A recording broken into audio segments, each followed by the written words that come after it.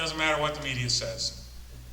And frankly, I've lost all trust that the federal government's ever going to do anything really effective. Now, there are glimmers. There are islands of hope, which might very well, I called several years, started calling islands of recovery. I was out in San Diego to talk at a conference on preparedness. Somebody here said they were from San Diego. That's me. Yeah, that was me. Hi. I was impressed. This was an actual serious conference in San Diego about infrastructure security. And they flew Robin and me out to talk about it.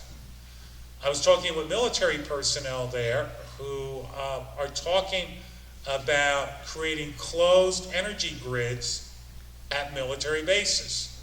In other words, that they can drop the lines to outside electrical sources and actually cut themselves off and remain isolated but still powered up to function. That wasn't even on the table 5 years ago. They're doing it quietly.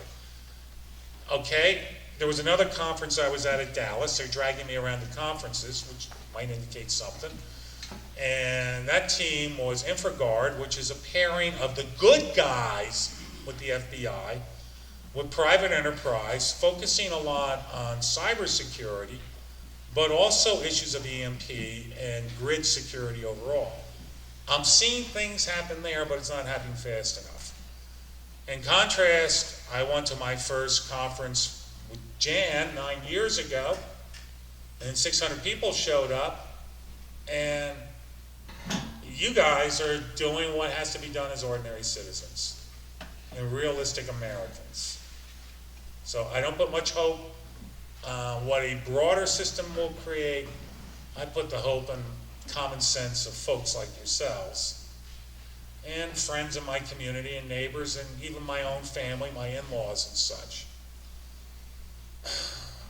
It's been 9 years, folks, since I've been involved. It's been 20 years since Dr. Pry was trying to put the warning out. Do we really see that much change? Or real awareness? Okay, this might sound a little perverse. Hawaii, remember? There was a little side of me that chuckled a bit, sick as it sounds. First of all, typical government employee type of moment of, he didn't have to push one button, he had to push 2 buttons to suddenly cause every toilet in Hawaii to be getting flushed. That's how scared they were, all right?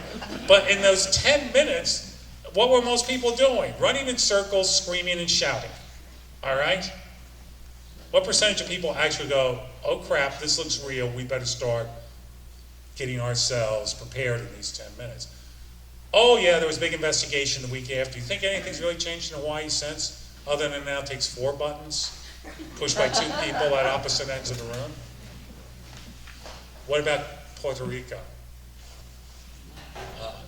Correct me if I'm wrong, I think I saw an article early this week or last week that the entire grid of Puerto Rico collapsed again. That they're still trying to bring it up online, and it's been 6 months, 7 months now. Puerto Rico had how much debt?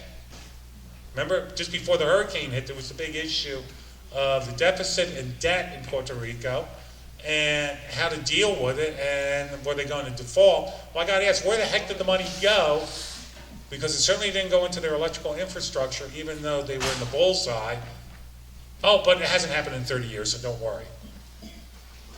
But the mayor of San Juan, I think, spent $80,000 on a publicity team to follow her around while she was denouncing the federal government while standing in front of pallets of emergency food. But Puerto Rico should be a lesson to all of us, and I've been hollering, it should be in the news constantly.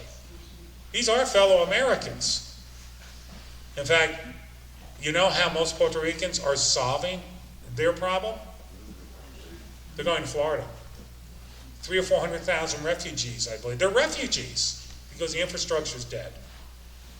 You got me ranting. Okay, I'll do the Tourette while we're driving. Keep going. No. Keep going. It's the next thing you know, we're all going to burn in hellfire.